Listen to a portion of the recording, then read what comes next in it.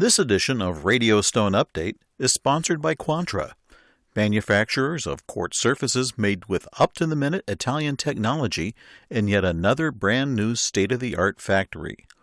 Learn more at www.quantra.in.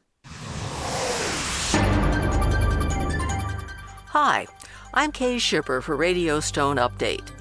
Joining me today will be Emerson Schwarzkopf, publisher and editor of Stone Update, as we take a look back at the top stories in news of the hard surfaces industry for 2024. As with last year, the big story in the industry in 2024 is silicosis. Stories ranged from a jury in Los Angeles awarding more than $52 million in damages to a former fabrication worker, to an increase in enforcement in this country, to Australia's ban on engineered stone use. However, there were plenty of other stories to keep us busy here in the Radio Stone Update newsroom. They include tariffs, with more emphasis on tile imports in 2024 than on engineered stone. Many companies made commitments to invest in their operations this year, and industry trade shows are thriving, with a couple new events arriving on the scene, including an Expo designed for Latin American fabricators in the U.S. When a jury in a high-profile case in Los Angeles awarded 34-year-old fabricator Gustavo Reyes Gonzales $52 million in a trial involving two surface manufacturers, Caesar Stone Limited and Cambria Company LLC, as well as Color Marble Incorporated, a Diamond Bar, California-based distributor, back in August, jaws dropped. The decision sided with Reyes Gonzales, who was diagnosed with silicosis-related illnesses before undergoing a double lung transplant. The civil lawsuit centered on the use of quartz surfaces. The case was originally filed in September 2022 with more than 130 defendants. A lawyer for Reyes Gonzales said that other companies in the suit made confidential settlements before the trial. Because of that, the three defendants wouldn't bear anywhere near the total amount of the award. The jury's damages were based on more than $8 million for Reyes Gonzales's economic loss and more than $44 million for past future non-economic loss. It's expected he will need another lung transplant in the near future. Following the end of that case, the defendants moved to appeal the jury's decision. Although Reyes Gonzales's attorney warned that they were merely delaying the inevitable, distributor Color Marble was ordered dropped from the case in early October, negating a possible $1.3 million award.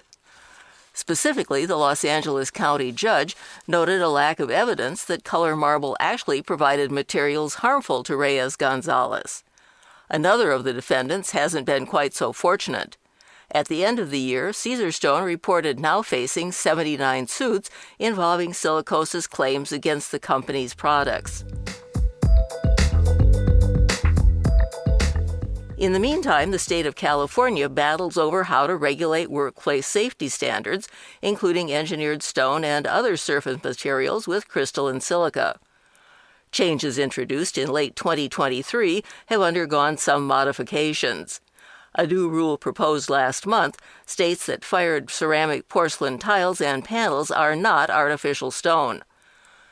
And legislative efforts to regulate the fabrication and handling of hard surface materials died in the California legislature in July, but are being revived for the 2025 session. Luz Rivas, a Democrat Assembly member, sponsored the Silicosis Prevention Act that would have provided for licensing fabrication shops, controlling sales of slabs, silicosis safety training, and the banning of dry cutting of manufactured stone. The bill passed the Assembly unanimously, but Rivas withdrew her bill after state regulators said they weren't anxious to set up a method to enforce the regulations. With the start of the 2025 legislative session this month, State Senator Carolyn Menjivar introduced the Silicosis Training, Outreach, and Prevention, or STOP Act. The bill adopts a training program on the best practices related to fabrication activities, would develop a certification process for fabrication shops, begin issuing 3-year certification to fabrication shops, and create and maintain a public database and tracking system showing which shops are in compliance with Cal/OSHA safety standards. This edition of Radio Stone Update is sponsored by Quantra, manufacturers of the world's toughest, most beautiful quartz surfaces made with up-to-the-minute Italian technology in yet another brand new state-of-the-art factory. Quantra's quartz surfaces come in over 80 stunning designs in 3 sizes with every customization possible. Choice of thickness, cut-edge profiles, polished, super-honed, brushed and other finishes, from slabs to cut-to-size countertops and all the way to prefabs. You name it, Quantra does it. And now, Quantra launches the world's first range of seamless, one-piece molded quartz sinks and basins, made with Quantra's own exclusive proprietary technology, unique in all the world. Speed, quality, commitment, that's Quantra. To know more about the world of Quantra, come visit www.quantra.in. For fabricators, the most frightening aspect of the silicosis issue may be that initial medical examinations may fail to identify the deadly lung disease. A study recently presented to the Radiological Society of North America showed that, in a preliminary analysis of 21 workers, primary healthcare clinicians recognized silicosis at the first examination in only 4 of those cases, while radiologists recognized it in 7 of the 21 cases. New silicosis cases demonstrate findings different from the historical disease, and doctors may not be aware of that when they see these images, delaying treatment. For fabrication shops who ignore safety requirements, the cost can be large. The Occupational Safety and Health Administration, OSHA, in August fined a Chicago-based company more than $1 million for failing to protect workers from silica dust. An inspection of Florenza Marble and Granite Corporation found workers exposed to levels of silica dust up to 6 times greater than permissible limits. The inspection came after OSHA learned that a 31-year-old employee needed a double lung transplant after suffering accelerated silicosis. Inspectors later learned that the employee's 59-year-old father, who also works at the shop, also is awaiting a silicosis-related lung transplant. OSHA isn't the only agency lowering the boom on crystalline silica. State safety inspectors in Burlington, Washington, cited a fabricator there for numerous violations, resulting in an almost $330,000 fine. And California's Division of Occupational Safety and Health, Cal/OSHA, earlier this year cited 9 fabrication shops in the Sun Valley area of Greater Los Angeles. The safety violations earned the 9 companies more than $168,000 in fines for violations involving dust suppression and failure to use full-face, tight-fitting, power air purifying respirators. Of course, silicosis isn't strictly a problem in the United States.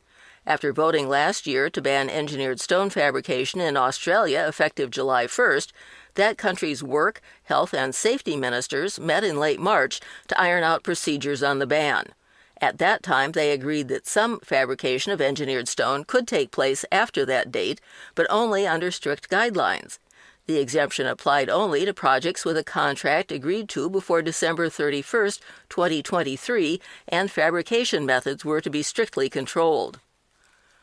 The United Kingdom's Health and Safety Workplace Watchdog is also drafting new rules to protect fabricators among rising numbers of stoneworkers suffering from silicosis. At least 11 cases have been reported since 2023, the majority being immigrants operating in poor working conditions. 1 has died and 2 others have been referred for lung transplants.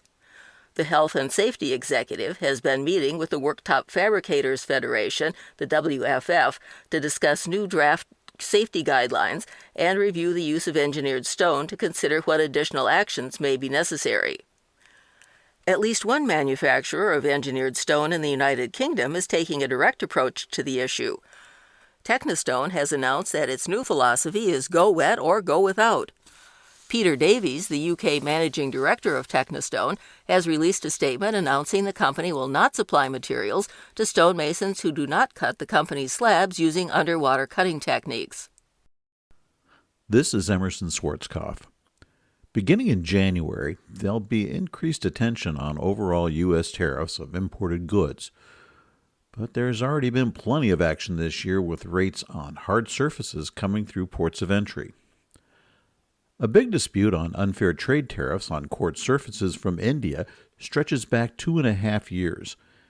In May 2022, the Federal Commerce Department proposed raising the 3.19% tariff to more than 150% because one of the two companies providing production and cost information missed an extended deadline by hours to submit all documents. The Commerce Department instead set the rate based on estimates provided in the original 2019 complaint by Cambria Company, LLC, estimates that the Commerce's own investigation at that time didn't support. A lengthy review of that review ensued, with the Commerce Department rolling back the tariff to 3.19% for most companies in January 2023.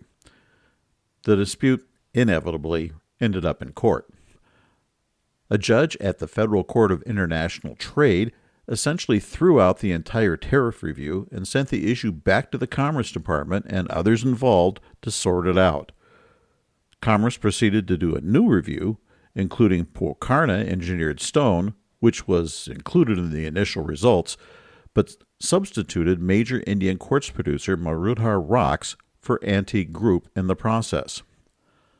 On November 5th, the Commerce Department issued its final review and found that neither Polycor nor Marudhar shipped goods below market value, setting the anti-dumping tariff at 0% for those two companies and 44 other quartz surface producers and exporters from India. Any company not on that list will have a rate, but of only 1.02%.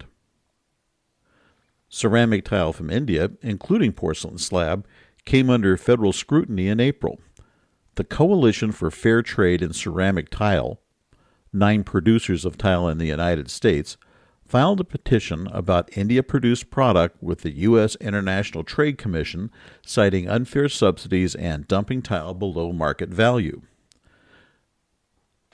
The petition claimed that the economic damage by these goods could result in tariffs of between 408% and 828%.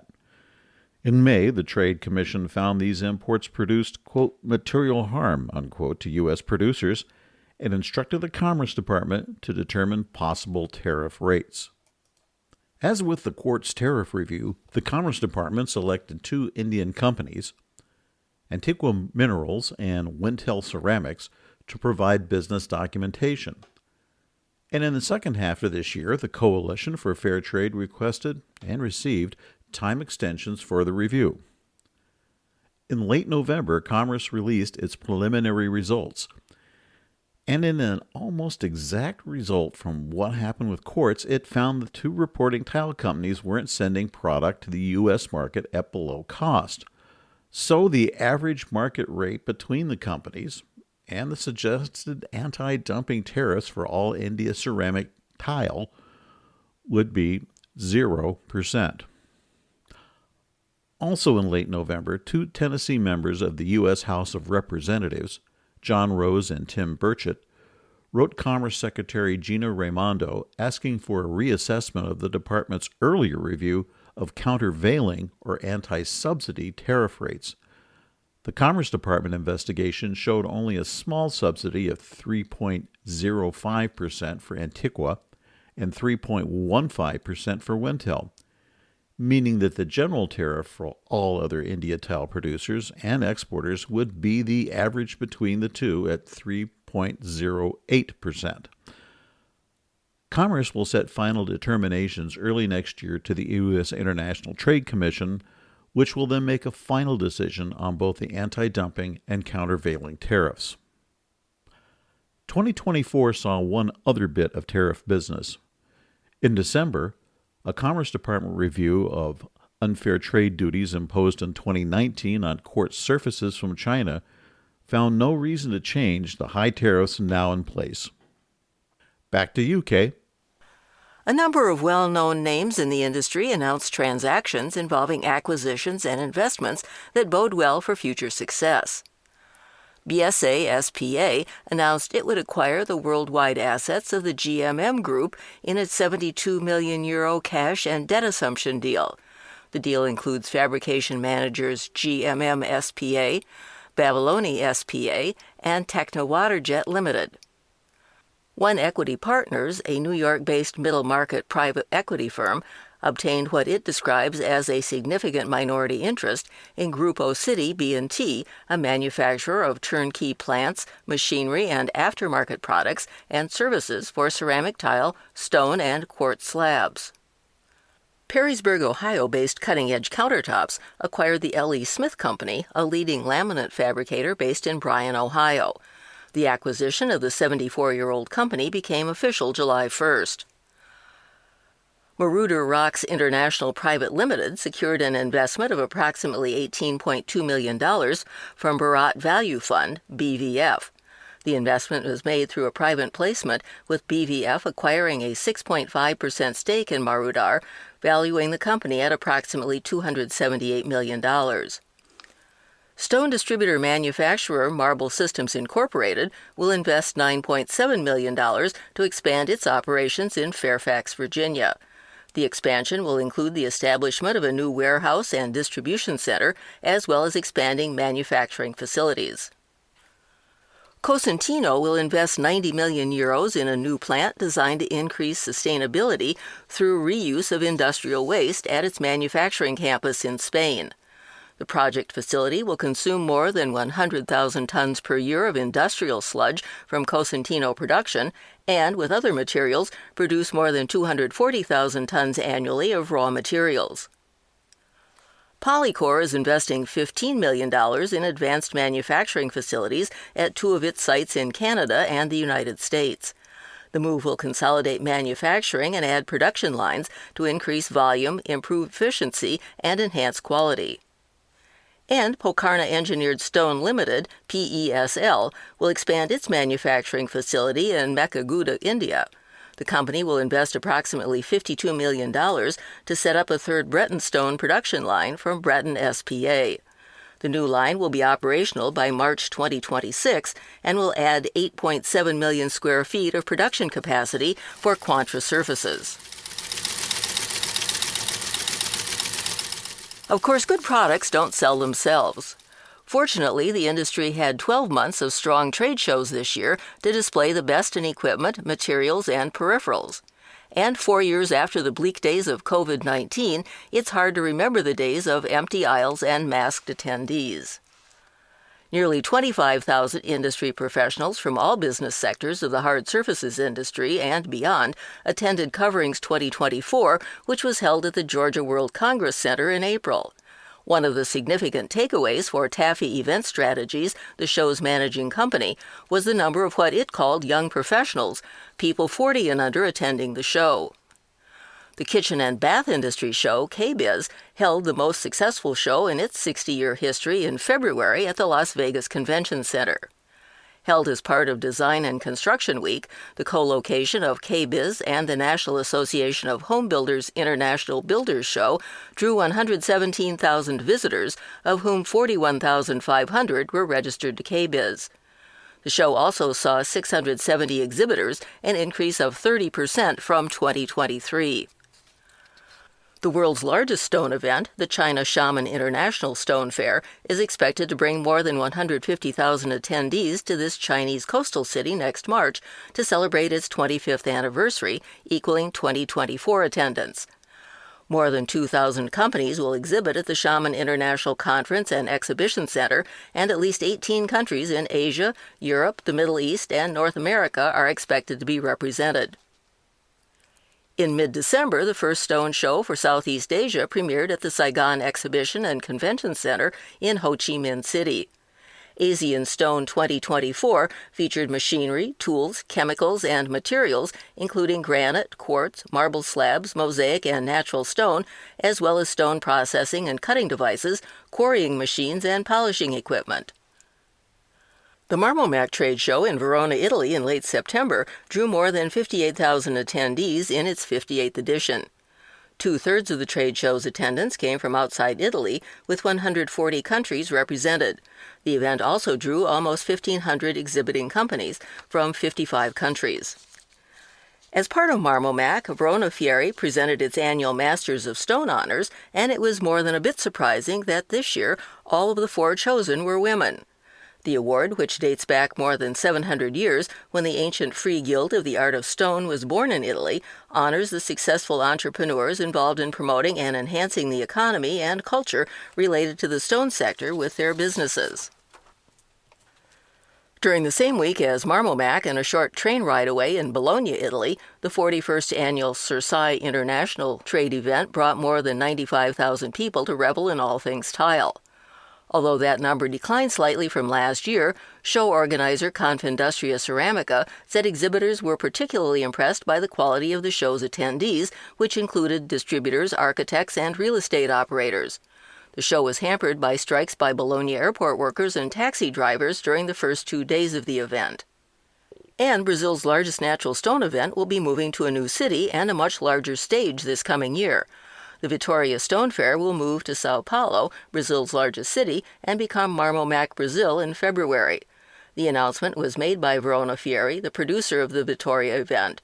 The new name of the event was chosen to underline the strong international identity of the fair and its increasingly close connection with Marmomac. One other important event to take place at Marmomac was a meeting of the Natural Stone Strategic Alliance, the NSSA. Representatives from 12 associations agreed to participate in the global effort to publish region-specific environmental product declarations, or EPDs, on natural stone. The move is an effort to recognize natural stone worldwide as a sustainable building product.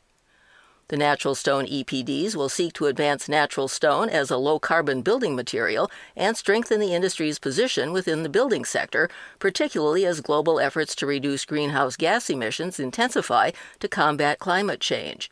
A total of 10 countries, Brazil, Portugal, the United Kingdom, Finland, Italy, Turkey, Greece, Germany, Spain, and the United States, committed to participating in the global EPD collaboration initiative. The U.S. effort is being led by the Natural Stone Institute.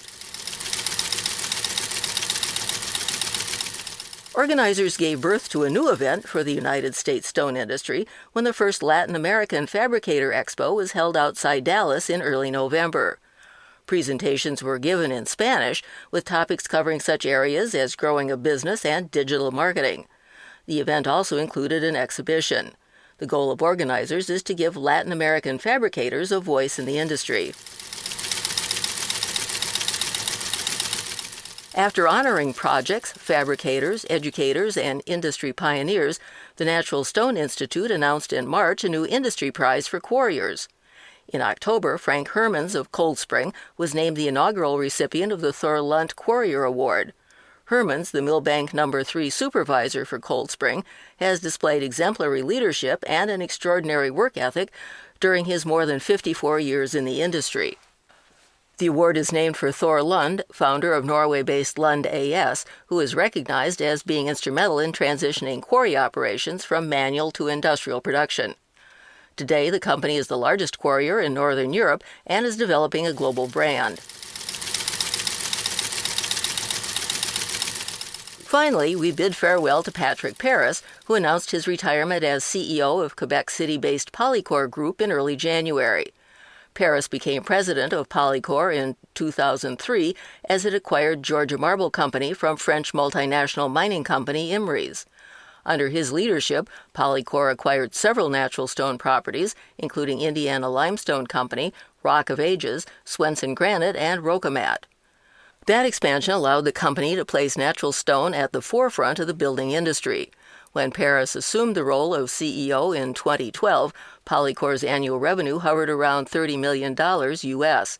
Today, the company stands close to $300 million in revenue. Polycor operates more than 80 quarries and 24 manufacturing plants and employs approximately 1,500 people. Replacing Perus as CEO and executive chairman is Brian McManus, a Polycor board member since 2022. For a transcript of this podcast, go to our website at www.radiostoneupdate.com. For Radio Stone Update, I'm Kay Shipper, joining Emerson Schwarzkopf in wishing you a happy holiday season, and we'll see you here again in 2025.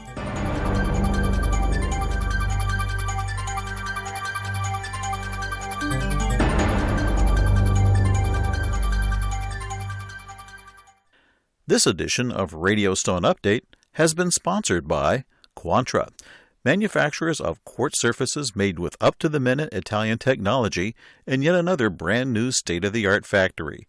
Learn more at www.quantra.in.